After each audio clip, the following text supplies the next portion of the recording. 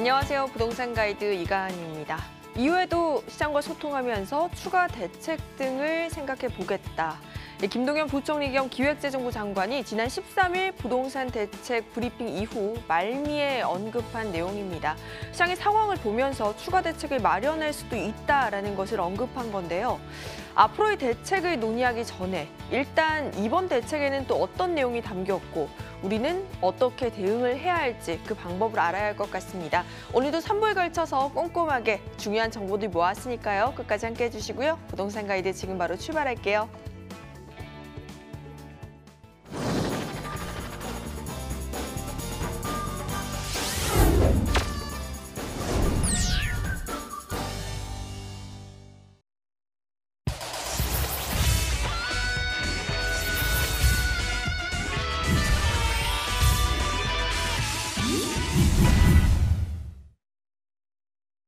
네, 오늘은 일부 생생부동산 클리닉 김규현 이사님과 함께 할게요. 오늘 굉장히 오랜만에 나오셨는데요. 네. 어서 오세요. 네, 안녕하세요.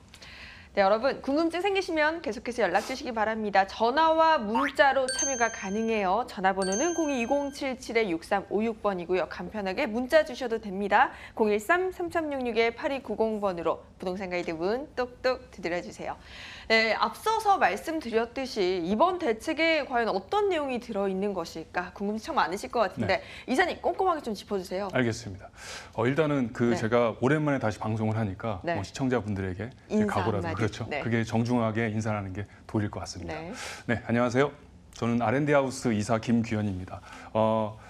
제가 이제 여기 강의라든가 이런 것들을 할 때 가장 주력해야 되는 부분이 정확하고 명확하게 설명하는 것도 중요하지만 여러 가지 대책이라든가 또는 부동산 동향 그것들을 이제 꼼꼼하게 알기 쉽게 시청자분들이 꼼꼼하게 이해를 도울 수 있도록 최대한 부동산 가이드 노력을 할 것이고 그리고 여러 가지 이론서부터 실전에 이르기까지 다양하게 준비를 해서 볼 테니까 여러분들 지켜봐 주시기 바랍니다. 네, 그럼 이제 강의로 본격적으로 넘어가 봐야 할 것 같아요. 또 어떤 내용 준비해 오셨을지 기대가 되는데요. 부탁드릴게요. 네. 자, 오늘은 827 대책 후속 대책으로 이제 네. 913 대책이 나오지 않았습니까? 그쵸. 그래서 그런 것들을 이제 꼼꼼하게 시청자 여러분들에게 상세히 설명을 해드리도록 할 텐데요. 여기 나온 것처럼 이제 827 추가 대책 그리고 913 종합 대책의 분석을 지금 문재인 정부 들어서 이제 여러 가지 대책들이 많이 나왔단 말이에요. 계속 나오네요. 그렇죠, 계속 나오고 있어요. 네. 그래서 사실은 913 대책이 나왔을 때도 가장 질문을 많이 받는 것 중에 하나가 3억 원 이상이 그게 종부세에 해당되는 게 아니냐 네. 그러니까 시장의 혼선이 이제 빚어졌기 때문에 그런 부분에 대해서도 우리가 꼼꼼히 정확하게 알아야지 지피지기면 백전백승이라는 말이 있듯이 그런 부분을 꼼꼼하게 이해하지 못하면 지금 오히려 더 이제 시청자분들도 혼선을 일으킬 수 있기 때문에 그런 부분을 이제 제가 하나하나 짚어드리려고 하고 있습니다. 자, 화면을 제가 보면서 설명을 드리도록 할 텐데요.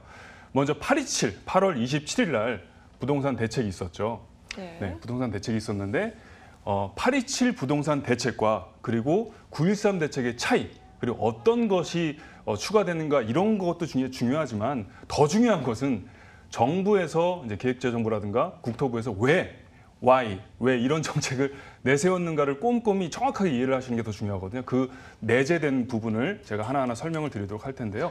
827 대책 같은 경우는 수도권 이제 주택 공급이 이제 확대가 된 거죠. 이게 뭐냐면 2017년 말 기준으로 해서 수도권 약 48만 호의 공공택지를 보유 중이다라고 이제 국토부에서 얘기를 했단 말이에요. 그리고 신규 공공주택지구 6만 호의 입지를 확정히 발표했다라고 자신만만하게 얘기를 했는데 이게 이제 보다 보니까 시장과 정책이 이제 반대로 갔단 말이에요. 이게 약간 노무현 정부 때도 이런 부분이 있었는데 무슨 말이냐면 정부에서는 충분히 공급이 됐다고 생각하지만 실질적으로 투기 지역이라든가 투기 과열 지역이 계속 이제 오르면서 시장이 반대적으로 지금 움직이는 걸 보면서 정부에서도 이제 인정을 한 거예요. 뭘 인정했냐면 이 택지가 지금 모자르다. 그래서 지금 서울시에서도 그런 조율을 하는데 완강히 지금 반대를 하고 있잖아요. 또 서울시에는. 공급이 부족한 건가요? 그렇죠. 왜냐하면은 사실 이제 부동산에서 가장 중요한 부분 중에 하나가 그러니까 대책 중에 하나가 공급에 대한 거. 그러니까 전두환 정부 시절에 이제 공급을 확대했었죠. 그때는. 그리고 이제 신도시가 이제 많이 만들어졌었고요. 그리고 또 하나 이제 세율에 대한 거거든요. 세율은 네. 김대중 정부서부터 이제 DTI가 만들어졌었고요. 예. 그리고 이제 또 중요한 건 투기 지역에 대한 부분이에요. 지역을 규제하는 거. 이거는 네. 이제 노무현 정부 때부터 그것들이 이제 만들어졌는데 지금 사실은 어떻게 보면은 이 8.27 대책의 핵심은 지역을 더 옥죄겠다는 얘기거든요. 그게 핵심이에요. 예. 그러면 9.13 대책은 어떤 걸까요? 수도권. 그렇죠. 예. 거기에 이제 세율까지 완전히 올리고. 전방위로 옥죄겠다라는 건데 예. 과연 그것이 먹힐까에 대한 부분을 그죠. 그게 가장 중요한 부분이죠. 네, 그런 것들에 대해서 이제 제가 꼼꼼히 설명을 드리도록 할 텐데요. 자, 그래서 이제 8.27 대책의 핵심은 바로 투기 지역 그리고 투기 과열 지유와 그리고 조정 대상 지역에 대한 조정을 더 추가적으로 만들게 된다는 거예요. 이제 8.2 대책이 가장 핵심인데 네. 계속 그걸 보완을 한 거예요. 자, 그 부분이 그 왜 원인은 뭐냐면 이제 일부 지역으로 수도권으로 계속 이제 과도한 쏠림이 지속되다 보니까 계속 이제 지역을 옥죄겠다. 네. 이 부분이 이제 핵심이죠. 자, 그러면 어떻게 옥죄겠냐가 중요하겠죠. 그쵸. 그 부분을 살펴보겠습니다. 자, 요걸 다시 한번 짚어보면 자, 수도권 주택 공급을 확대한다는 얘기죠. 이게 무슨 말이냐? 수요 공급이 굉장히 중요하잖아요. 그러니까 부동산 정책도 결국에는 경제와 맞물려 있단 말이에요. 네. 경제에서 세 가지 원칙이 되게 중요한데 애덤 스미스의 국부론이 있고요. 네. 그다음에 또 하나는 그 하이에크 이론이라는 게 있고 또 케인즈 이론이라는 게 있어요. 네. 그러니까 결국은 이제 정부에서 개입을 하냐? 그게 케인즈 이론이고요. 하이에크 이론은 뭐냐면 다시 시장의 원리를 맡기겠다 이런 네. 부분인데 결국은 이제 케인즈 이론 쪽으로 가는 거예요. 네, 그런데 이게 무슨 말이냐면 그 수도권 주택 수요와 공급 분석한 결과 수도권은 약 22만 호 그리고 서울은 한 5만 호 정도. 근데 연평균 이제 신규 주택이 공급이 되는 그 부분이 수도권은 26만 호고 서울은 7만 호다라고 추정을 했는데 네. 이게 무슨 말이냐면 정부에서는 공급이 이제 원활히 됐다고 생각을 했는데 실제로 시장에서는 반대국부가 생겨나다 보니까 결국 정부에서도 이게 주택 공급이 부족하구나라는 걸 인정을 한 그런 부분이 가장 그런데 핵심이죠. 보면은 네. 뭐 빈집이 많다 네. 이런 이야기들이 있던데 이건 또 수도권이 아니라 그렇죠. 그러면 지역에만 네, 해당되는 맞습니다. 거예요. 요게 조금 헛갈리는 부분 중에 네. 그 주택 보급률이라는 게 있고 자가주택 보급률이라는 게 있어요. 네. 그러니까 주택 보급률은 지금 사실 106%, 110% 정도 가까이 됐단 말이에요. 예. 근데 그러니까 자가주택은 뭐냐면 자기가 주택을 소유했냐 이거는 사실 이제 60% 정도밖에 아직 해당이 안 되기 때문에 네. 그런 부분에서 이제 우리가 생각을 해봐야 되는 거죠. 여기에 추가적으로 30만 호 이상의 주택 공급이 가능하도록 다양한 규모의 뭐 30여 개 공공택지를 추가적으로 개발을 할 계획이다라는 거예요. 핵심은 계획. 아직 그렇죠. 확정은 아니고. 네, 그렇습니다. 이게 또 이제 뭐 알다시피 우리나라는 3권 분립이 되지 않았습니까? 네. 그래서 국회에서 통과돼야 되는 그렇죠. 부분도 있고 네. 그렇기 때문에 또 그린벨트 같은 경우는 미세먼지라든가 이런 부분들이 여러 가지 그 미묘하게 기획재정부라든가 서울시라든가 이런 게 맞물려 있기 때문에 쉽사리 이렇게 건드리는 게 사실 좀 어렵지 않겠느냐라는 게 또 여러 전문가들 저를 해서 그렇게 이제 생각하는 부분입니다. 네. 자, 요거를 또 지도를 살펴보겠습니다. 지도를 살펴보면 조금 더 시청자분들이 이해하기 쉬울 것 같아요. 자, 여기 빨간색 딱 봤을 때 뭐 막 불날 것 같잖아요. 네. 뭔가 이렇게 좀 정신없고 이게 정부에서 뭔가를 옥죄구나 이런 게 이게 느껴지는 거죠. 근데 이제 8.27 대책 전에는 이제 총 12개 지역이 이제 투기 지역이었어요. 여기가 전체죠. 지금 그 빨간 지역 마포, 용산, 강남, 서초, 송파는 원래 있었고 네. 그리고 뭐 강동, 영등포, 양천, 강서, 노원까지 있었는데 여기에 12개 지역에 4개 지역이 추가된 겁니다. 그래서 종로, 중구, 동대문구, 동작구가 투기 지역으로 추가가 지정이 된 거죠. 그러면 12개에다 4개를 더하면 16개죠. 그렇죠. 산수를 잘 하십니다. 자, 그렇게 이제 이해를 하시면 됩니다. 그러니까 25개 지역에서 거의 너무 많은 거 아닌가요? 너무 많죠. 사실 너무 많아요. 근데 여기서 우리가 더 중요한 게 여기 네. 이 표를 보시면 아시겠지만 투기 지역이라는 게 있고 투기 과열 지구라는 게 있고 투기 조정 대상 지역이라는 게 있어요. 네. 근데 이게 이제 다 합집합이에요. 조정 대상 지역은 다시 투기 과열 지구는 다시 조정 대상 지역이 포함되고 투기 지역은 투기 과열 지구에도 포함되고 조정 대상 다 포함이 된다라고 이해를 하시면 돼요. 요 네. 이제 요 도식이 그렇게 표시를 하고 있죠. 근데 지금 네. 그림을 보니까 다 포함되는 것 같아요. 조정 대상 맞습니다. 지역. 네. 아. 서울 전역인 것 네, 같은데요. 앵커님이 굉장히 똑똑하신데요. 자, 어떻게 보면은 전부 다 이제 조정 대상 지역에 포함이 네. 되면서 또 투기 과열 지구에 포함이 됐다라고 보시면 네. 되는 거죠. 거기에 이제 대구 수성구 그리고 성남시 분당 이런 부분들도 이제 투기 과열 지구가 됐고요. 또 세종 여기는 행정 복합 도시까지 이제 이렇게 쭉 투기 지역이 됐다라고 보시면 될 것 같습니다. 자, 다음을 한번 살펴보도록 할게요. 이건 뭐냐면 이제 투기 지역이 이제 추가로 지정된 것 중에 이제 하남시와 강명시가 투기 과열 지구. 예전에는 투기 과열 지구가 이제 29개였는데 이 두 개가 포함되면서 총 31개로 늘어났다라고 생각을 하시면 될 것 같습니다. 자, 요거는 뭐 어렵지 않을 것 같아요. 또 앵커님이 자세히 또 질문을 해주셨기 때문에 넘어가도록 하겠습니다. 자, 이건 뭐냐면 투기 지역에 이제 추가가 됐는데 구리시, 안양시 그리고 동안구, 네. 안양시 동안구와 광교가 조정 대상 지역에 지정이 됐습니다. 그런데 이제 조정 대상 지역은 청약 경쟁률이 뭐 5대1 주관에서 네. 뭐 그런 여러 그 조건들이 있어요. 근데 그 조건이 이제 해당이 돼서 예. 포함이 된 거죠. 예를 들면 투기 과열 지역 같은 경우는 0.3% 주간 상승률이 그리고 그게 이제 구분되는 그렇습니다. 기준인 거죠. 네, 그거는 이제 또 다음 시간에 제가 네. 상세하게 알겠습니다. 시청자분들에게 설명을 해드릴 텐데요. 자, 그래서 이제 또 부산시 기장군 같은 경우는 조정 대상 조정 지역에서 이제 해제가 된 거죠. 요 한 개가 빠져갖고 총 이제 43개 정도가 조정 지역으로 이제 만들어진 네. 거죠. 이렇게 이해를 하시면 될 것 같습니다. 자, 요건 넘어가도 될 것 같고요. 자, 여기서 뭐냐면 서울 10개구, 특히 구로, 금천, 관악, 광진, 중랑, 성북, 그리고 경북, 도봉, 은평, 서대문, 그리고 성남시 수정구, 그리고 기흥구, 대구시 수성구, 중구, 남구 요런 지역들이 조금 더 이제 정부에서 모니터링을 꼼꼼히 하겠다라고 이제 발표를 한 거죠. 거래 동향이라든가 이런 것들 모니터링을 꼼꼼히 살피겠다라고 한 거고요. 자, 페이지를 또 넘겨서 자, 그러면은 이제 9.13 부동산 종합 대책이 있습니다. 자, 요거는 뭐냐면 쉽게 얘기해서 우리가 좀 많이 헛갈리는 건데 9.13의 핵심은 이제 세율이에요. 투기 지역으로도 옥죄다 보니까 안 됐어요. 그래서 이제 세율로 그 다주택자라든가 또는 9억 원이 넘는 종부세에 해당되는 그 1주택자에게도 부담을 시키겠다라는 건데 이 부분이 굉장히 민감하고 또 핵심적인 부분이라서 제가 다음 시간에 이어서 설명을 드리도록 하겠습니다. 알겠습니다. 오늘 또 이렇게 파리지 대책은 또 어떤 영향을 미쳤고에 대해서 알아봤고요. 저희 다음 시간에 이어서 9.13 부동산 대책에 대해서도 꼼꼼하게 짚어볼 것 같습니다. 지금 이사님과 직접 만나서 한번 나 상담 받아보고 싶다, 궁금한 점 있다 하신 분들이 많으실 텐데요. 무료 세미나가 준비되어 있다고 해요. 세미나 정보 화면으로 알려드릴게요. 네, 각종 규제에 따른 부동산 시장을 전망하는 시간 9월 22일 토요일 오후 1시 그리고 10월 1일 월요일 오후 1시 강남구 삼성동 영상빌딩 5층에서 가질 수 있습니다. 예약 필수니까요. 02-2077-6356번으로 연락주세요. 네, 앞으로 또 시장 어떻게 변할지 참 깜깜하실 것 같아요. 그래서 이사님께서 이런 시간 준비하셨다고 하는데요. 좀 더 자세하게 세미나 정보 좀 전해주세요. 네.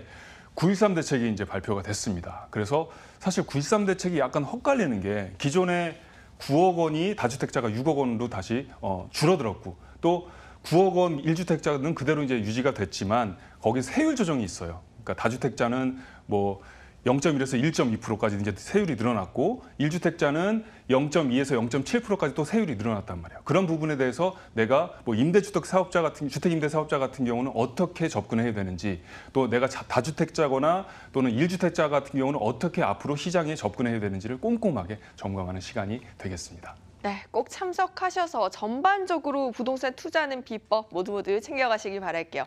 이번에는 이사님께서 또 시장에서 우리가 주목해 볼 만한 핫한 지역 준비해 오셨다고 해요. 어떤 곳인지 화면으로 먼저 만나볼게요. 네, 서울시 강남구 역삼동의 다세주택입니다. 이곳은 역삼역에서 도보 10분 거리로 2019년 2월에 준공이 예정되어 있고요. 6층 건물 중 2층입니다. 매매 금액은 3억 5,200만 원, 임대 예상 금액은 전세 보증금 3억 1,300만 원에 실투자 금액은 3,900만 원이 예상됩니다. 네, 늘 핫한 지역이죠. 강남구, 그것도 또 주요 업무 지역 중 하나입니다. 역삼동에 위치하고 있다고 하는데요. 자세한 소식 들어볼까요? 네. 오늘 이제 준비한 게 강남구 역삼동에 있는 다세대 주택인데요. 네. 요걸 이제 꼼꼼히 살펴보면 자, 입지부터 이제 살펴보도록 할 텐데요. 자, 여기 보시는 것처럼 저쪽, 이쪽이죠. 여기가 바로 그 테헤란로입니다. 그렇죠? 테헤란로가 연결이 돼 있고, 그리고 이쪽엔 또 강남 대로가 연결돼 있죠. 그리고 여기는 언주로가 있고, 또 이제 분당선 라인이 쭉 있고요. 그러니까 그 중에 강남에서도 어떻게 보면 흰자위가 아니고 노른자라고 할 수 있는 이 부분에 바로 역삼초등학교 쪽에 건물이 위치가 돼 있다라고 살펴보시면 될 것 같습니다. 또 뭐 매봉역, 구룡역, 개포동역들이 주변에 다 이제 분포되어 있죠. 자, 좀 더 이제 학군에 대해서도 설명을 해드리도록 할 텐데요. 자, 건물이 여기 있습니다. 즉 역삼역과 강남역의 한 10분 정도 그 사이에 위치를 하고 있는데요. 주변에는 이제 휘문고 전통의 뭐 고등학교 아닙니까? 거기에 이제 여기는 또 대치동 학원가들이 있고요. 그리고 구룡중학교, 중앙사대부고, 언주초, 그리고 서일초, 역삼초, 서운중까지 이렇게 쭉 학군이 유명한 학군들이 분포가 되어 있죠. 자, 중요한 건 이제 개발 호재인데요. 역삼동 하면 가장 중요한 게 뭘까요? 바로 삼성역과 이제 연관이 돼 있거든요. 삼성역과 연관이 돼 있는데 삼성역에는 또 한전부지가 있고 그다음에 영동대로 지하화 사업이 있고 그리고 이제 더 중요한 게 국제교류 복합지구가 있습니다. 이게 뭐냐면 그 80년대부터 이제 삼성동이 한강을 중심으로 쭉 이제 계속 개발이 만들어지면서 강남으로 쭉 여파가 이어졌죠. 근데 국제교류 복합지구는 마이스 산업이라고 해서 국제적으로 이제 미팅이라든가 회의라든가 또는 여러 가지 업무를 같이 교류를 할 수 있는 그런 지구를 만들겠다라는 건데 앞으로 계속 이제 진행이 더 될 거라는 거죠. 그리고 삼성동은 호재가 대여섯 개가 쭉 이어지고 있어요. 어떻게 보면은 가장 서울에서도 호재가 가장 많은 곳이다라고 이제 단언코 제가 말씀드릴 수가 있는데 요걸 또 이제 하나하나 또 살펴보면요. 일단 영동대로 지하화 사업이 추진되고 있죠. 영동대로 지하화 사업은 이제 71만 평 규모예요. 그러니까 잠실의 거의 그 운동장 30배 정도라고 이제 보시면 되는 거죠. 엄청나게 큰 거죠. 그 뉴욕의 센트럴 파크처럼 여기를 이제 복합 환승센터라든가 여러 가지 시설을 만들겠다라는 건데 또 자세히 살펴보도록 하면요. 자, 그 지하 3층서부터 지하 6층까지 통합 역사를 만든다라는 거죠. 그리고 지하 3층은 이제 주차장이 있어야 되고요. 그리고 지하 1층서부터 2층은 도심공항 터미널, 버스 환승센터, 지하 1층은 시민 편의 공간까지 복합 환승센터라든가 복합 시설을 아예 만들어진다라는 얘기고요. 여기 이제 영동대로 봉은사 쪽이죠. 거기서부터 그 그쪽까지 삼성역까지 쭉 이제 이어지면서 그 영동대로 지하 사업을 추진하겠다. 그런 이제 큰 계획입니다. 또 하나는 바로 이제 한전부지인데요. 한전부지가 혹시 몇 층으로 이어진지 아세요? 앞으로 되게 높은데 어느 정도냐면 105층이에요. 105층이면은 네. 거의 이제 잠실 그쪽이랑 거의 맞먹는다는 얘기인데요. 그쵸. 엄청나게 이제 지어지면 이렇게 높아지겠죠.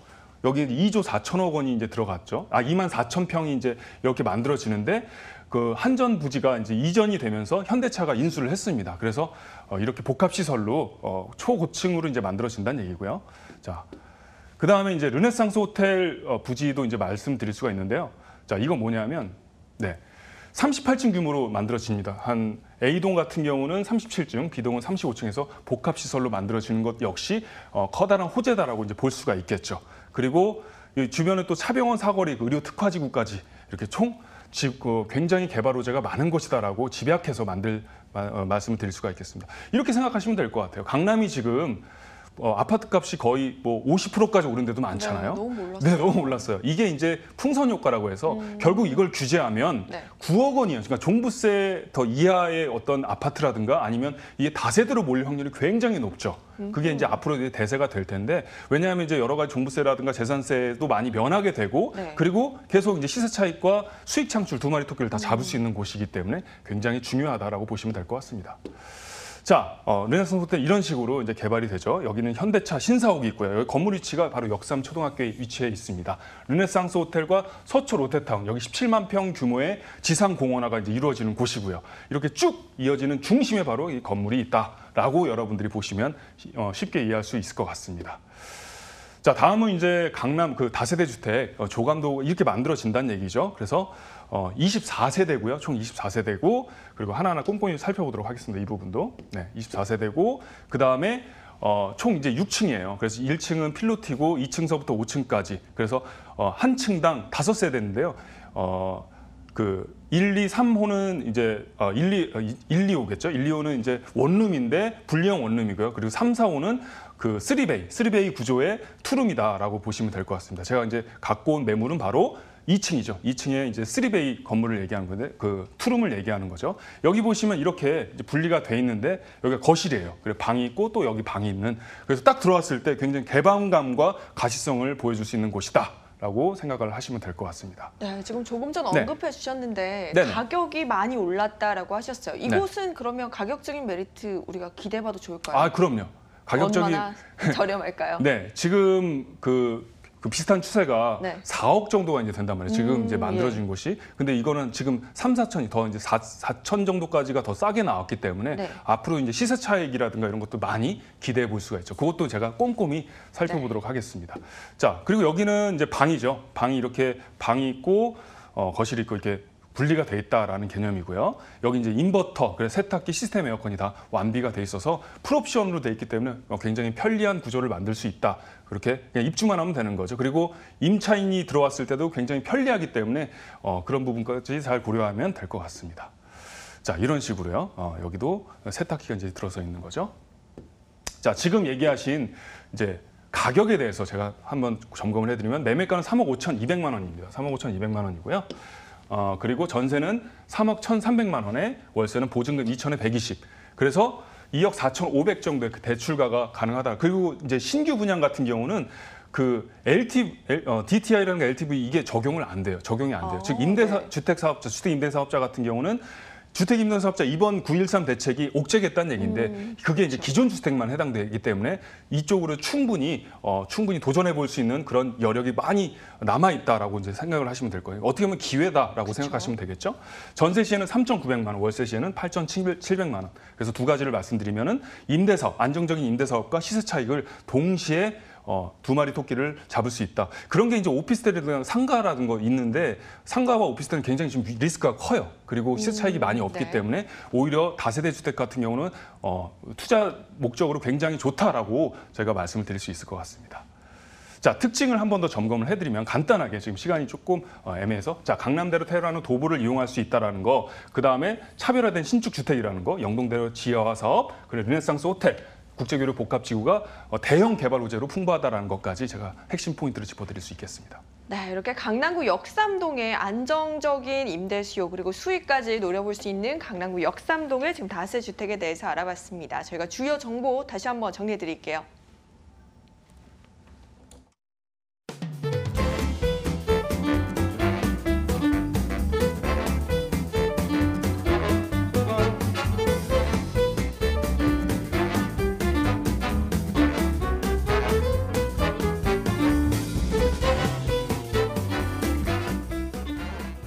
네, 오늘 일부 생생부동산 클리닉 R&D 하우스 김규현 이사님과 함께했습니다. 오늘 말씀 고맙습니다. 네, 감사합니다.